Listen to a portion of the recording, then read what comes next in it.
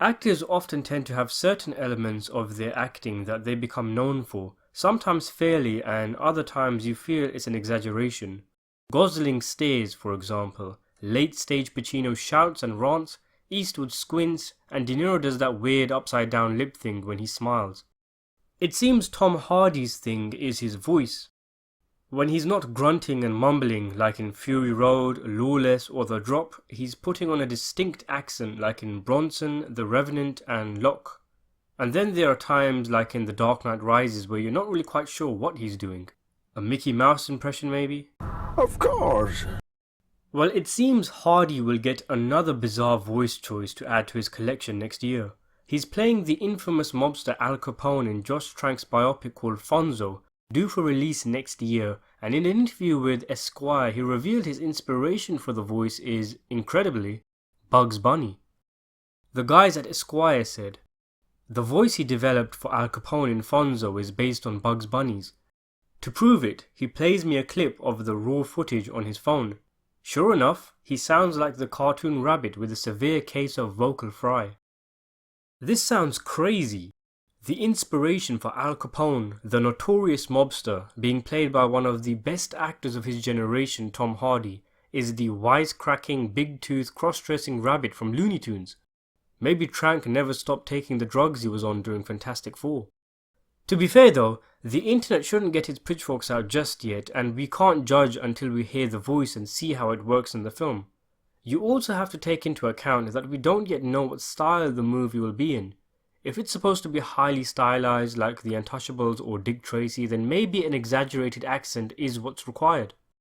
Either way, the Chicago accent from the 1930s, if you hear it, does sound quite over the top and fake when in fact that's how people used to speak back then. I'm trying to picture Tom Hardy as Capone, which, as I've mentioned in previous videos, is hard enough, and trying to match a hoarser Bugs Bunny voice with the image. And you know what? I can kind of see it. I was apprehensive when Hardy was cast that he was going to go for the mumbly, broody, deep voice, but having Hardy go in this direction actually works in my opinion, and it might not be as crazy as it first sounded.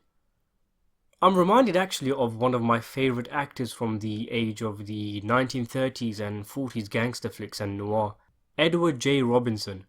I loved watching this charismatic, captivating actor, and his voice, a high-pitched "Nya-shi, nya," was like music to my ears, and there was just something about his entire image, including the voice, that just epitomizes the bootlegging, prohibition-era Chicago mob scene. One of his characters in the film Key Largo was actually modelled on Capone, and I always saw it as a travesty that he did not ever end up playing Fonzo. I suppose Rocco was close enough. Your picture had been all the papers. You might even get to tell on the newsreel how you pulled it off. Yeah.